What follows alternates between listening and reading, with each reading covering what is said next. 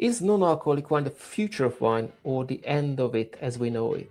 Hello and welcome to Beyond the Label, our mini-series with me, Csaba Tóth, and my brand new co-host Kathleen Smith, founder of The Happy Wine. In this first episode, we're discussing the alcohol-free wine brand Noughty. So happy dry January, everyone. Hello, hello. Hello. How are you today? Very good. So you said happy dry January. What I say is happy try-Newary. Oh, so yes. to try something new. Why not? Why not? I would say, just very briefly explain it to listeners, viewers, whoever is here. What we try to do Beyond the Label is sort of a mini series where the two of us talk about a wine brand at a time and sort of tear it apart, well, figuratively, obviously, on their branding, on the juice itself.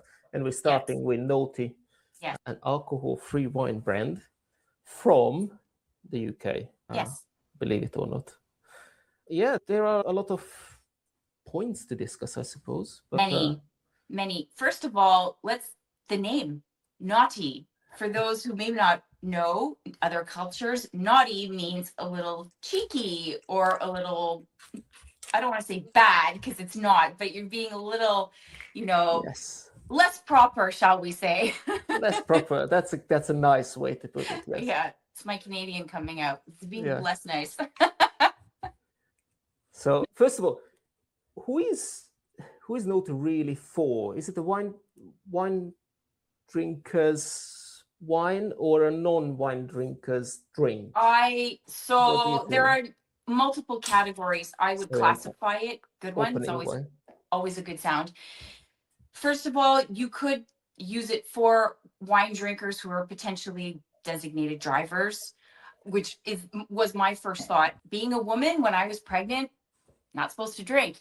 So you could also be a wine enthusiast and want a little pink fizz or fizz to celebrate, or just because it's a Friday night and you want to have something different, that this is also a good alternative. As for non-wine drinkers, could this be an introduction? What do you think? I don't think it's an introduction. I often feel like we're comparing this wrongly to wine. Agreed. It's not. It's made from wine, but it's a different product. And therefore, I think what is more important here, it's a drink. It's a kind of drink. It's an alternative to. Which you would say, okay, it's made from wine. Yes. The base of it is wine. And correct. Probably people don't know that it's often more expensive to produce because the base is wine. So that was one of my points. Take it away, the alcohol from that. That's right. But it's not a wine. I know we are talking about wine and this is a de-alcoholized product, but we shouldn't compare it to wine itself. You can't, because the components are not the same. You've taken out one of the fundamental components of what wine is, which is alcohol. And to your point, it is a very costly process, equipment-wise, etc., to create a non-alcohol version of a wine. Like you said, most consumers, we assume, don't know that. That being said, it can't be called wine. It's a fizzy drink. Yes. So do you think the expectation for non-alcoholic wine is unfair a little bit? Because in our mind, we're thinking about wine. And when we taste it, actually, this is very delicious. It's very drinkable. It is. In fact, I'm just going to knock it back, the whole bottle as it is. But and I'm not going to get drunk. No, that's right. Which my cat says, like, getting drunk. I'm not. But exactly. Anyway. But sugar-wise and calorie-wise, it may be lower in calories, but to go back to what we were talking about of wine, when you take the alcohol out, it's out of balance. Yep. So you need to adjust the profile so it's not flat and flabby and imbalanced. And what happens? The sugar levels go up to make it have a rounder mouthfeel, because that's part of what alcohol does. So from a health perspective, like, I don't know if people realize this, it might be lower in calories, but because you bump up the sugar to about, let's say 40, 50 grams per liter, compared to, let's say, an alcohol version in a brut style would be anywhere from 6 to 12 grams per liter, which is between 4 to 5 times more sugar than wine versus fizzy drink. So that's an important point to consider. And the calories and all the information, which is great, are also on the label. So if anyone is looking for a version of non-alcoholic wine and are watching their sugar, it could be for diabetic reasons, trying to lose weight, what have you, you should be conscious of that fact. Yeah, because that's no secret. The non and low alcohol wines or non and low alcohol products are hugely popular and growing. Yes, it is a very growing trend. Yes. But very often I hear from people, and to be fair, I tasted a lot of shite over the years. Sorry about this, but yeah. There's not many. And they're terrible, really taste bad. Yes. And I think the one thing which is important here is that extra bit of sugar helps balance things out, and that's what makes it drinkable. It is. What you said is that it does, your first sip before, like, it's flirty, it's fun, it's fresh, it's very forward. It's very well intricated, and it tastes good. Yeah. So from that perspective, they've succeeded. They've succeeded in a style, in flavor, balance. One suggestion going forward, because this is, if I'm not mistaken, made from Tempranillo, they could use a maybe more aromatic grape in the blend to maybe punch up the flavors a little bit more and round it out, which could maybe, or longer hang time. And then that could create a more flavorful product without having to use so much sugar. Yes. Yeah. Which could be a possibility. Exactly. I think that there are a few things which definitely work in the brand itself. One of them is the label, because the label stands out. It's not intimidating, or it doesn't put you off. Agreed. The lifestyle messaging as well is very good on what they do as a brand. The founder's credibility, again, she used to be a BBC broadcaster, and they have now global relevance. I think what they in a very short period of time, too. In a very short, yes, exactly. Yes. So they did, in terms of brand building, they did an absolutely good job. Yeah. I think there's a bit of risk of becoming almost like an establishment because of that massive, global relevance now. And I'm not sure that that's what they want to achieve. And also a little bit too heavy, I think, on that sort of wellness focus sometimes. But I think they try to keep it fun and entertaining, and that's what they do best, I think.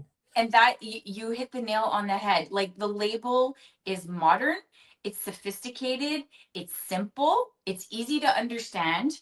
Like you said, Amanda's also, focusing on environmental, eco-friendly, lower calorie, vegan, it's playful. Like, the name is playful, like we said from the beginning. So she's focusing on all of these points from a branding perspective. They did a really good job from the packaging and from the branding. One thing, I don't know if you noticed it, but I think that makes everyone laugh, is their Instagram handle is Noughty AF. Yes, I noticed that too. Noughty as F. And it's just like, it obviously refers to Noughty alcohol free. Yes, but that's not... In their brand, that's the best thing what they did so far. I mean, out of the packaging, the bottle and everything. Totally. Absolutely awesome. I actually did a double take. When I first looked at her Instagram handle, I said, wait a minute, that's not her initial. First I thought, wait a minute, that's not her initials. Yeah. I know it's alcohol free, but that's not what went to my mind. Yes. Brilliant. I think it's brilliant. Oh my gosh. So let's talk about the price though. Yes. Okay, let's go with it. What is your take on that? How much did you pay for it? So here in the US, on Amazon, by the way, $29.99. Okay, that's quite pricey. In the UK, that's premium, in my opinion. If that's a premium for non-alcoholic wine, that's a lot. What is the comparison to, like, if you compare it to other non-alcoholic brands in the US? Where would It's much higher. Like, I've seen, and a number of brands that are, let's say, high, 18 to 20 range US dollars. Okay. So this is, again, premium. Sorry, how much would you say it is in the UK? How much? In the UK, I paid £11, which is, I mean, it's not that bad compared to other alcohol-free stuff. I think that's good to know.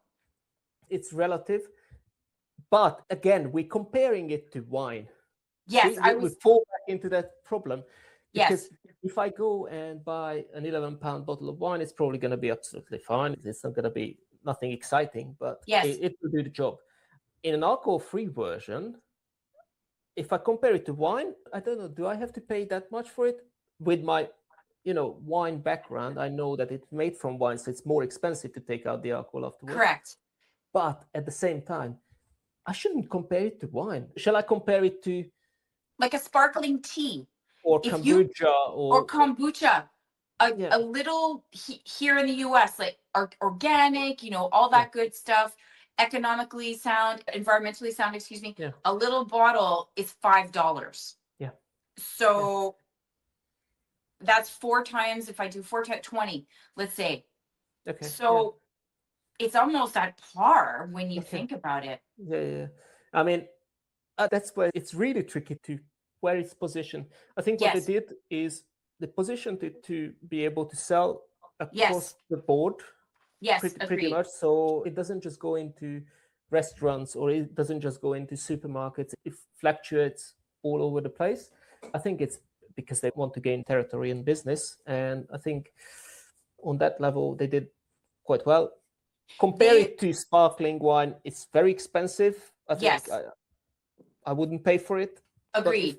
Shall I buy a bottle of Pepsi instead? I don't know. It just sounds shit. Like, I know it. You kind of, like you said, like we keep saying this, and this is where a lot of people in the wine industry have a big problem with non-alcoholized wines because it's not wine. So you're comparing apples and Ferraris. Like you can't compare the two. So never compare the Ferrari so far. That's But I can only afford one of them. I can only afford one of them. Same. Likewise. Yeah, I hear you on that. But and not a Ferrari. Yeah. No, that's the first thing that popped into my head. But quite frankly, like they are innovative. They've made a fun product. They've made it accessible. It's solid. It's not. It's well made. It's solid. Is there room for improvement? Of course. We just said, like, we just listed a few things. There's always room for improvement. Nothing is perfect in life, but they did a really good job with the branding and marketing and product that they've created. Yes. Just one last question before we score this wine, actually, because we're going to score the wine as well. I know you're not drinking it right now, but you have. Yes. I have my notes. Yes. If they launch Noughty today, would it still feel like as fresh, as disruptive as it was when it was launched? Or is it the market is saturated now or getting there? Yes. I think they came into the market at a very good time, right after the pandemic. Everybody was like breathing a breath of fresh air again. And, what's this? Noughty, hot AF, like you said. And so they really came on at a really good time. Yes, I think so. So in order to score this one, we're going to score it on a score of 5 because I don't want to put more wine glasses on the screen and it won't go when I'm editing this. I have to taste it again, but the good thing is I can drink as much as I want. You can because we're recording a bunch of podcasts and you'll be tip top. Exactly. I was going to say I'm driving to pick up my daughter after this, but doesn't matter. Cool. So your take on a couple of things what I want to score upon. One of them is the liquid itself. Yes. The second one is the branding or the brand messaging. Yes. And then we do an overall score. What do you think? Sounds wonderful. So you go first. I'll let you burn them now. Brand quality? Okay. 4. Okay. Out of 5. 4 out of 5. Yes. What about 5? Okay. What about you? I'm not going to say 5 because I really love the concept. I really love the brand and everything. But if I say 5 now, what if something comes along in the next few weeks? That's why I said 4. Okay. That's why I said 4. Okay. But actually, I have a question on our scoring. Can we use half points? Could say 4.5. I was hoping you're not going to ask this because I often do the half scoring as well because I can't make a decision. It's like I'm very indecisive in that sense. But okay, let's go with half as well. All right. Is it 3.5 or 4.5 then? Or I'd say 4. So if we can use halves, then quite frankly, branding 4.5. They did. Okay. Yeah. Okay. I'll join you there. 4.5. Right. Let's go. We screwed everything now, by the way. Just like my little glasses on the screen, it's all fucked. So. It's you know what the half is? It's a glass that you're pouring, so it's not quite full yet. Okay. I'll edit it somehow. Okay. Okay. Juice-wise, because you're not drinking it, but you can see I'm doing it. Yes. Where would you score it? I'm going back to my earlier comment about the sugar. I would say 3.5. It needs a bit more punch, and it needs a little bit more in terms of the structure for the roundness with the punch of the flavors. Okay. I'm going to do something different. You might hate me for this, but that's a free country and you can hate. You can hate me. Oh, I don't hate. No, I'm not a hater. So I'm going to say 4.5. You know Whoa. why? Exactly. I know you're not going to like it, but 4.5. And you know why? Tell me. Because I'm not comparing it to wine. And I'm very happy to drink this. Okay. It's very, very drinkable. Yes. It's not acidic. No, you're right. Very much in balance, considering there's no alcohol in here. Yes, it is. And I don't care about the sugar, honestly. Okay. But that's me anyway. Yes. So yeah, I'll give it a 4.5 overall, and you gave it 4 overall because you have 4.5. Yes, and for the brand. Yes. Taste-wise, like I said, 3.5 because I said it's solid, but the aftertaste, like it needs a little more punch. That's what I should have specified that. Like if it could use a bit more length by maybe using some more aromatic grapes, it could bring it on. Don't apologize. Don't apologize. You look weak. Yeah. Let's go. Yes. Hardcore. It's a very good score, by the way. You gave it an average 4. I gave it an average 4. It is an average 4. Agreed. I think that's a solid That's pretty one, good. Actually. It's pretty solid. That's right. So that's a pretty awesome wine. And as you said, where did you find this in the UK? Because as I said, I found it on Amazon. So for the US, that opens up everywhere. They just launched in a lot of places in the US, as far as I know. Yes. In the UK, it's widely available in lots of places. So there you go. For those who want to try a solid, non-alcoholic version sparkler, this could be a good start. Exactly. So, guys, thank you very much. Yeah. And we will be back with another episode very soon, which, by the way, a secret, we're going to record it now. I'm only going to change my hat, and that's it. We're going to do it right after this one. One thing, please subscribe to both of our channels. That's right. Like this video. Tell us your score as well. That's right. We would love to hear. We'd love to hear your feedback. What do you think about non-alcoholic wines? Have you had this sparkler before? What's your score? How do you feel about it? Awesome. Well, cheers, guys. Cheers. See you later.